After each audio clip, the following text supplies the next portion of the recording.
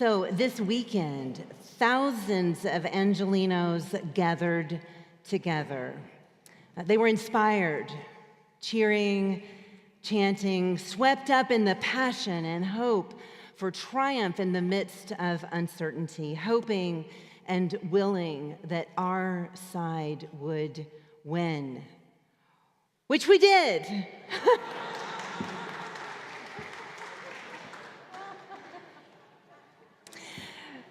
Interesting, isn't it? Ohtani played his very best game ever. And for those of us watching, it was really exciting. And some are saying the best game in the history of all of baseball. He made it a grand finale to remember. And the stats, he was on both sides. He was remarkable. He hit 3 home runs, one literally out of the park. And he struck out 10 across 6+ scoreless innings. Y'all know I'm not a sports ball fan. I don't know what 6+ means. But anyway, whatever. He was scoreless. But one of the things I do love about the sports ball is the stories behind everything. And I've been watching him. I'm really curious about him and his life. And this past little bit has been up and down for him as a pitcher, right? I mean, he's struggled, and we've all felt terrible. And as a batter, I was really curious about this, so I looked it up. He struck out 187 times this season as a batter. So did any of you know this? Had any of you looked that up? Some of you do, of course. Of course you do. You've got the stat right at your right hand. I had to look it up. But I was curious, like, what did he have to manage and to persevere through in order to get to this most magnificent game ever? So, yeah, the roar of the crowd and the win and the excitement and the cool jersey. Thank you, Hallie, for getting that for me. It's so exciting. And we're going to the World Series, right? Is that what this means? Yes, yay us. To me, the most interesting thing is the stories behind the players. What have they had to navigate? What did they have to work through in the face of failure or frustration or a slump or injury? That's what makes the sports ball a microcosm of life. And I know it's baseball, Tim. And this is in many ways where we find Jacob today. At the river Jabbok, the stakes could not be higher, and he is called upon to bring all that he has to this moment. Everything he owns, everyone he loves has crossed over ahead of him, and he is alone in the dark. And it's here in the silence that someone meets him and wrestles with him until daybreak. Now, the text says a man wrestled with him. So let's think about the Hebrew words here. It makes a wonderful tangle and rhythm. The Hebrew word for wrestle, ya'avek, comes from the same root as Yabbok, the name of the river. And if you're listening carefully, it's a similar root to Yaakov, Jacob. So he's wrestling, these words intertwine in the text, just like this struggle that's taking place on the riverbank. And it's not a brawl. He's not necessarily fighting for his life, but it is real, it's identity work. Walter Brueggemann calls this night Jacob's crucible of transformation. This isn't just a brawl to win. It's a struggle and engagement for his very identity. It's the moment that he stops being the trickster, the deceiver, the one who grasps. And this time, he is wrestling with and for God, and he becomes something new. So at dawn, Jacob receives a new name, Israel. Let's think for a minute about what Israel means. It means one who strives with God, or in another turn, God strives. Gerhard von Rad points out that both meanings are true. Jacob wrestles with God, and God wrestles for Jacob. It's kind of a new and interesting take on it, isn't it? That God's actually wrestling to help Jacob find this new identity. And when it's over, he is blessed, but limping. He's marked. Phyllis Tribble once said, "The wound is the blessing." That doesn't sound like a real blessing to me. I'd rather have a different kind of blessing. Thank you very much. But this is God, so we'll take it. The limp becomes the reminder not of defeat, but of this encounter. And from that moment on, Jacob walks differently. He moves through the world differently, not with glory and command and assurance, but with a limp and slowly. And those who have truly met God and wrestled with God rarely walk away unmarked. And sometimes we expect something different. We expect holiness to look like perfection or accomplishment, shining faces, star power. But God's encounter leaves a mark, a limp, a scar, usually a tenderness that wasn't there before. So Jesus is telling another story about what it means to hold on, to hold fast. But this time it's not a man wrestling in the night. It's a widow who is standing with no power, no authority, no one to advocate for her. She is the least and the last. And she is standing in front of a judge who neither fears God nor respects people. So this widow keeps coming to him again and again, demanding justice.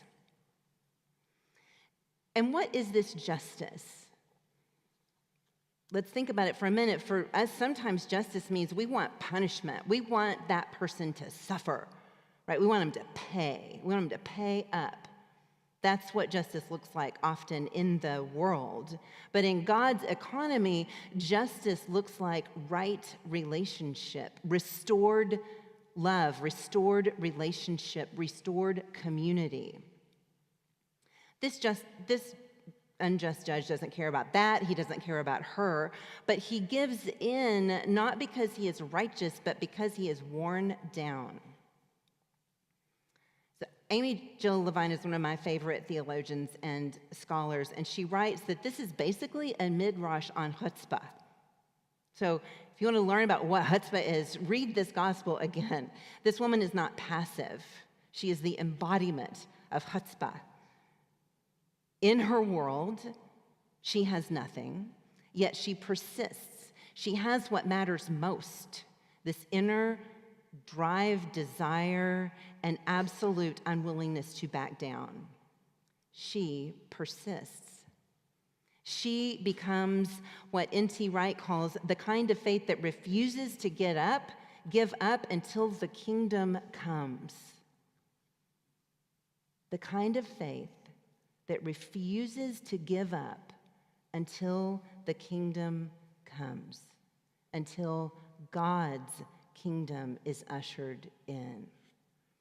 This is the kind of faith we are called to.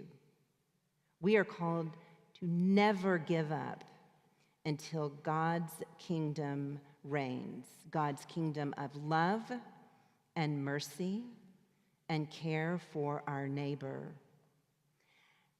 And Jesus makes this point very clear. God is not like the unjust judge.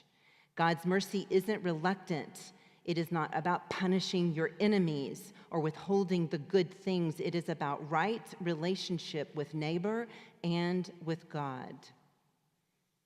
Love the Lord your God with all your heart, your mind, and your soul, and love your neighbor as yourself. It is the rule that moves through all of the Hebrew scripture and all of our Christian theology. That's it. If her persistence can move injustice along, how much more can faithful persistence open us up to divine mercy, opening us up to right, merciful relationships with one another and with God? So this is a theology of engagement, relationship. It's transformational, not transactional. It's not this kind of quiet, polite interaction with God. It is wrestling, it is engaging and struggling, holding on until you get the blessing, never giving up until God's kingdom values prevail. It is participation and the courage to keep showing up in all places with prayer and in justice and in love. Like Jacob in the dark, the widow says this in her own way: I am not letting go until you bless me. Blessed with justice, blessed with right relationship. So Jacob and the widow, two different stories and one real similar attitude towards life and faith.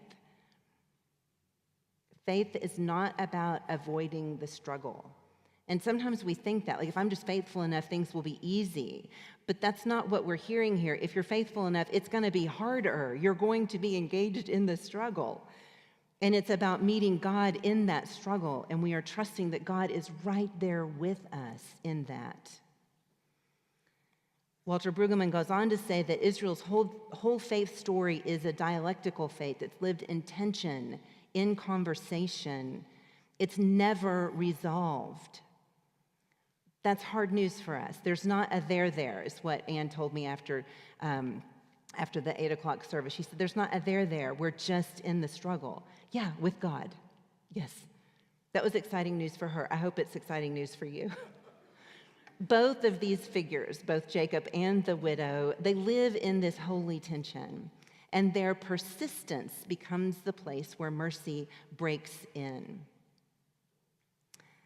Barbara Brown Taylor preaches this a lot, and I've talked about this before, where she says, the encounter with God is rarely safe, but it is always holy. She says we should strap on helmets and life vests before invoking the Spirit. Yep, we should. Jacob doesn't come away with a clear theology. He comes away limping. He doesn't come away with glory or riches or a mandate. He gets a new name, and that name is basically, you're going to strive with God all the time. Not you're going to triumph over your enemies or you're going to win, but a relationship, a promise, and a persistence. This presence of God. Because Jacob's not the only one that's persistent. God also is persistent, grabbing him before he crosses over and saying, you get this new identity, get it right. The widow doesn't get her world changed overnight, but she shows up until justice and right relationship happens at the hand of the authority. Both of them are changed by this encounter. So let me ask you this. How have you been marked? What are the limps that you carry, the marks that you carry, the scars that remind you that God met you somewhere in the dark and you came out blessed, beloved, changed forever? Think about that. And I see it in you, that holiness, that beauty. And another question for you, are you paying attention to the beauty and holiness in others? When you see someone moving slowly and carefully and humbly, maybe they too are carrying the mark of that holy and sacred encounter with God. Maybe they have wrestled with God face to face and lived to tell the story. Faith is not the absence of wrestling. It's the decision to stay in it for the long haul. Do not give up. Don't let go. Pray, show up, and hold on until the blessing comes. Like Jacob, we might not know who we're wrestling with.